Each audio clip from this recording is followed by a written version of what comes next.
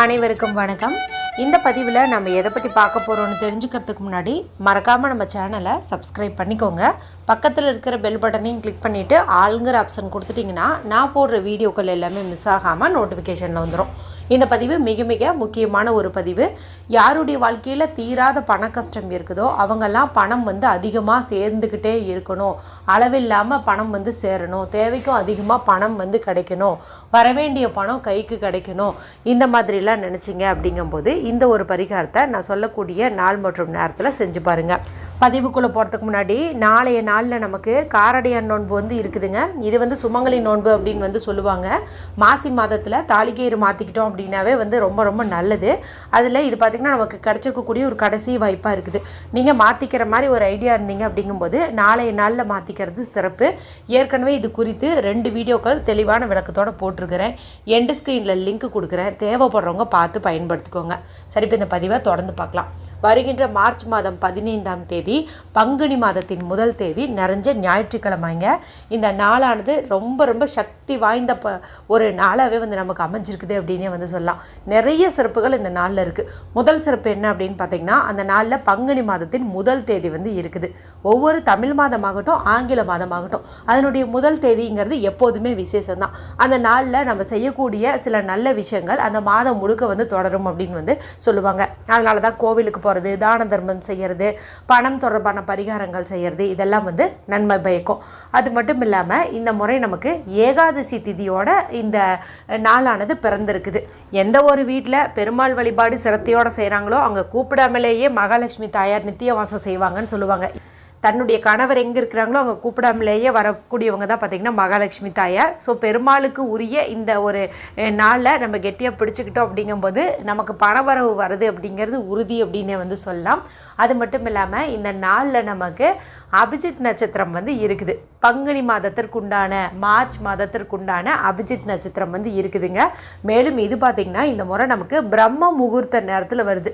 சாதாரணமாகவே பிரம்ம முகூர்த்த நேரத்தில் நம்ம என்ன கேட்டாலும் கிடச்சிரும் அப்படின்னே சொல்லலாம். அதுவும் இது பார்த்திங்கன்னா அபிஜித் முகூர்த்தத்தோடு சேர்ந்து வருது. அப்போ 100% பலன் நிச்சயம் அப்படின்னு சொல்லலாம். மேலும் ஏகாதசி திதி இருக்குது. பங்குனி மாதத்தின் முதல் தேதியாக இருக்குது. இன்னொரு சிறப்பு இருக்குது, அதை நான் உங்களுக்கு அடுத்த பதிவில் சொல்கிறேன். ஸோ பணம் சம்மந்தப்பட்ட பிரச்சனைகள் நீங்குவதற்கு இது ஒரு அற்புதமான நாள் அப்படின்னே சொல்லலாம். இந்த அபிஜித் நட்சத்திரம் ரீசெண்ட் டேஸாக நம்மளுடைய சேனலில் வாக்கிய பஞ்சாங்கப்படி எந்த டைம், திருக்கணித பஞ்சாங்கப்படி எந்த டைம்னு 2டையுமே நான் உங்களுக்கு கொடுத்துட்ருக்கிறேன். ஏற்கனவே இது குறித்து ஒரு வீடியோ போட்டுட்டேன். பரவாயில்ல, நான் மறுபடியும் இதில் டைம் சொல்கிறேன், நோட் பண்ணி வச்சுக்கோங்க. வாக்கிய பஞ்சாங்கப்படி ஞாயிற்றுக்கிழமை அன்னைக்கு பிரம்ம முகூர்த்த நேரத்தில் 3 மணி 47 நிமிஷத்துல இருந்து 4 மணி 11 நிமிஷம் வரைக்கும் இந்த அபிஜித் நட்சத்திரம் இருக்குதுங்க. இதுவே திருக்கணித பஞ்சாங்கப்படி எடுத்துக்கிட்டிங்கன்னா அதிகாலை 4 மணி 37 நிமிஷத்துலேருந்து 5 மணி 1 நிமிஷம் வரைக்கும் இருக்குது. இந்த 2 நேரத்தில் எந்த டைம் உங்களுக்கு வசதிப்படுதோ நான் சொல்லக்கூடிய இந்த பரிகாரத்தை செய்யுங்க. 2மே சக்தி வாய்ந்த நேரங்கள் தான். இப்போ பொதுவாக சுத்தமாக இருந்தீங்கும்போது இந்த நேரத்தில் பூஜை அறையில் விளக்கேற்றி வச்சோ இல்லை ஹாலில் விளக்கேற்றி வச்சோ நீங்கள் உங்களுடைய கோரிக்கையை முன் வைப்பீங்க. ஒருவேளை பீரியட்ஸில் இருந்தீங்க அப்படிங்கும்போது இப்போ நான் சொல்லக்கூடிய இந்த விஷயம் உங்களுக்கு ரொம்பவுமே யூஸ்ஃபுல்லாக இருக்கும் அப்படின்னே சொல்லலாம். சரி, இதுக்கு நமக்கு தேவையான பொருள் என்ன அப்படின்னு பார்த்திங்கன்னா ஒரே ஒரு பொருள் தேவைப்படுது. அது என்ன அப்படின்னு பார்த்திங்கன்னா பச்சை கற்பூரம். இந்த பச்சை கற்பூரம் அப்படிங்கிறது நல்ல ஒரு பணவசிய பொருள்னு சொல்லலாம். மேலும் பெருமாளுக்கு ரொம்ப ரொம்ப உகந்த ஒரு பொருள் அப்படின்னே சொல்லலாம். கரெக்டாக ஏகாதசி நாளாக வேறு இருக்குது. அப்போ ஏகாதசி நாளில் பெருமாளுக்கு பிரியமான இந்த பச்சை கற்பூரத்தை பயன்படுத்துறது சிறந்த பலனை கொடுக்கும் அப்படின்னே சொல்லலாம்.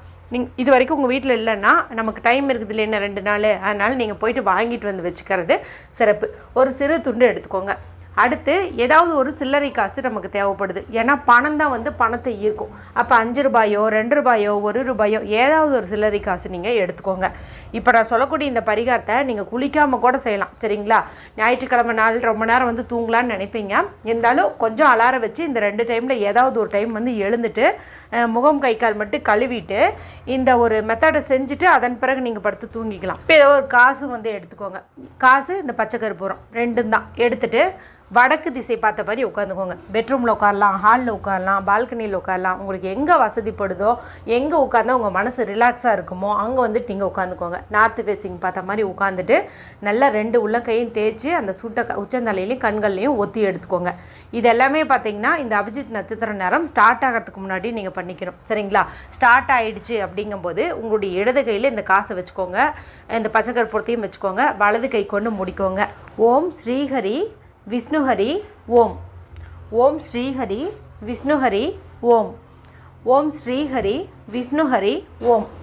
இது பார்த்திங்கன்னா பெருமாளுடைய பணவரவுக்கான மந்திரம். நிறைய மந்திரம் இருக்குது. இது ரொம்ப ரொம்ப சிம்பிளாக இருக்கும், அதிகப்படியான பலன் கொடுக்கும். அதனால் இதை வந்து நான் உங்களுக்கு ரெக்கமெண்ட் பண்ணுறேன். இதை வந்துட்டு நீங்கள் சொல்லுங்கள். முடிஞ்ச அளவுக்கு இந்த 24 நிமிஷமுமே வந்துட்டு நீங்கள் இதை சொல்கிறது சிறப்பு. இல்லைங்க நான் ஒரு எண்ணிக்கை கணக்கு மட்டும் வச்சுக்கிறேன் அப்படின்னா ஒரு 27 முறை வந்துட்டு சொல்கிறதுக்கு முயற்சி பண்ணுங்கள். சரிங்களா? சொல்லி முடித்த பிறகு இந்த காசையும் பச்சை கற்பூரத்தையும் உங்களுடைய பீரோலையோ பர்ஸ்லேயோ ஹேண்ட்பேக்லேயோ எங்கே பணம் வைப்பீங்களோ அங்கே வந்துட்டு நீங்கள் வச்சுருங்க. எனக்கு வந்து இது விஷ்ணு வழிபாடு செஞ்சு பழக்கம் இல்லை, நான் வேற்று மதத்தை சார்ந்தவன், நான் வந்து ஒரு கிறிஸ்துவ சகோதரர் சகோதரி அல்லது இஸ்லாமிய சகோதரர் சகோதரி, நாங்கள் என்ன பண்ணணும் அப்படின்னு கேட்டிங்கன்னா நம்ம சேனலில் எத்தனையோ வந்து மணி அஃபர்மேஷன்ஸ் எல்லாம் வந்து உங்களுக்கு நான் சொல்லி கொடுத்துருக்குறேன். நிறைய சுவிட்ச் வேர்டு வந்து சொல்லி கொடுத்துருக்குறேன். அதை நீங்கள் இந்த நேரத்தில் சொல்லலாம்.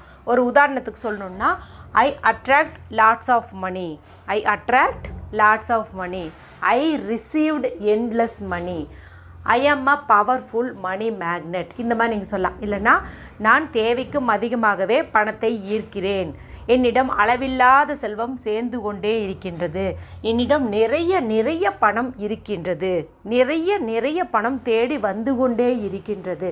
இந்த மாதிரி பணம் எந்த அளவுக்கு உங்ககிட்ட இருந்தால் சந்தோஷப்படுவீங்களோ அதெல்லாம் இப்போ நடந்துக்கிட்டு இருக்குது அப்படிங்கிற மாதிரி மனசுக்குள்ளே வச்சுக்கிட்டு என்கிட்ட நிறைய பணம் இருக்குது, என்கிட்ட சேர்ந்துக்கிட்டே இருக்குது, நான் ரொம்ப சந்தோஷமாக இருக்கிறேன், இந்த மாதிரி வந்துட்டு நீங்கள் அஃபர்மேஷன் சொல்லுங்கள். சொல்லி முடித்த பிறகு மறக்காமல் விசுவலைசேஷன் பண்ணுங்கள். இப்போ நீங்கள் கற்பனையில் சொன்னது எல்லாமே நிஜத்தில் இப்போ நடந்துட்டுருக்குதுங்கிற மாதிரி அப்படியே வந்து இமேஜின் பண்ணுங்கள். இப்போ வந்து நம்மக்கிட்ட நிறைய பணம் இருக்குது, லாக்கரில் நிறைய பணம் இருக்குது, இந்த மாதிரிலாம் வந்துட்டு நீங்கள் இமேஜினேஷன் பண்ணுங்கள். அதன் பிறகு இந்த காசை நீங்கள் உங்களுடைய பணம் வைக்கக்கூடிய இடத்துல வந்துட்டு வச்சுக்கோங்க. இது பார்த்திங்கன்னா 2வது மெத்தடு. ஏற்கனவே ஒரு மெத்தடு வந்து முன்னாடி வீடியோலேயே வந்து சொல்லிட்டேன். இது 2nd மெத்தடு. இன்னும் 3 டைப்ஸ் இருக்குது. அதெல்லாம் நான் உங்களுக்கு அடுத்தடுத்த பதிவுகளில் வந்து சொல்லித்தரேன். இந்த வீடியோ குறித்து உங்களுக்கு ஏதாவது சந்தேகங்கள் இருந்தது அப்படிங்கும்போது கமெண்ட் பண்ணுங்கள். பிடிச்சிருந்தால் மற்றவங்களோடையும் ஷேர் பண்ணுங்கள், லைக் பண்ணுங்கள். மற்றும் ஒரு பயனுள்ள பதிவில் உங்களை சந்திக்கிறேன். நன்றி, வணக்கம்.